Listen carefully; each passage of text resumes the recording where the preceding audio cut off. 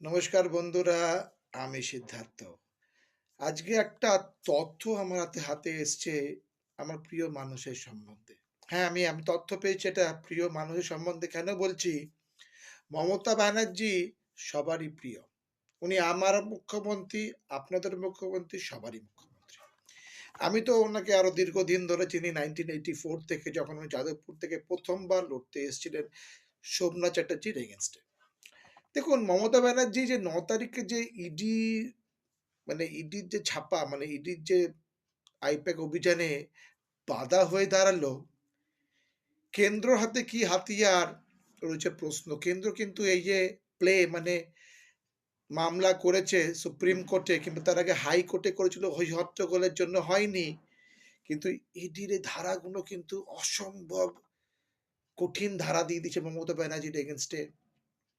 ধারা ৪৯ প্ররোচনা, ধারা ৬১ ষড়যন্ত্র, ধারা ১২১ সরকারি কর্মীকে মারধর, ধারা ১২৬ অবৈধভাবে আটক, ধারা ১২৮ বল প্রয়োগ, ১২৯ বল প্রয়োগ করে অপরাধ, ২২১ সরকারি কর্মী কাজে বাধা, ধারা ২২২ সরকারি কাজে অসহযোগিতা, ধারা ২২৩ সরকারি কর্মীর নির্দেশ অমান্য, ধারা ৩০৩ ডিজিটাল নথি চুরি, ধারা ৩২৯ বাড়িতে অনুপ্রবেশ, ধারা ২৩৮ প্রমাণ লোপাট ও ৪১ স্বাক্ষর প্রমাণ নষ্ট, ও ধারা ৩৫১ অপরাধমূলক হুমকি। এতগুলো শুনে তো আমারই নিজের ভয় লাগছে। জানি না, মানে এত ধারা মমতা ব্যানার্জির এগেইনস্টে ইডি অফিসিয়ালসরা করেছে। এছাড়া সিবিআই কেও প্লে করেছে, যেটা ইনভেস্টিগেশন সিবিআই কেও ইনভেস্টিগেশন করেছে ইডি, এনফোর্সমেন্ট ডিরেক্টর, যারা কিনা তছরূপকে দেখেন, টাকা তছরূপ যাদের করে তাদেরকে দেখে ইডি। তো মমতা ব্যানার্জির এগেনস্টে এত ধারা দিয়েছে, আমি যদি ভয় পেয়ে থাকি, তাহলে অন্য কারো কত ভয় পাবে। কিন্তু বন্ধুরা, মমতা ব্যানার্জির কি দরকার ছিল সেদিনকে যাবার?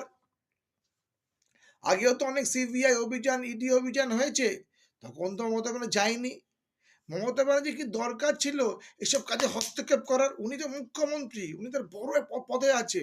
তাই আমার প্রিয়, আমাদের প্রিয়, সবার প্রিয় মমতা ব্যানার্জি যদি কোনো কিছু হয়, সত্যি আমার দুঃখ লাগবে। তাই মমতা ব্যানার্জিকে বারবার রিকোয়েস্ট করব, ম্যাডাম, দিদি, আপনি এসব করতে যাবেন না। আপনি অনেক উঁচু স্থানে, হল অফ ফেমে চলে গেছেন। সুনীল গাভাস্কর, মনোহর আইচ, এদের মতন মানে অটল বিহারী বাজপেয়ী, ইন্দিরা গান্ধীর জায়গায় আপনি চলে গেছেন। প্লিজ এরকম কাজ করবেন না। আপনারা যারা, আপনাকে ভালোবাসি,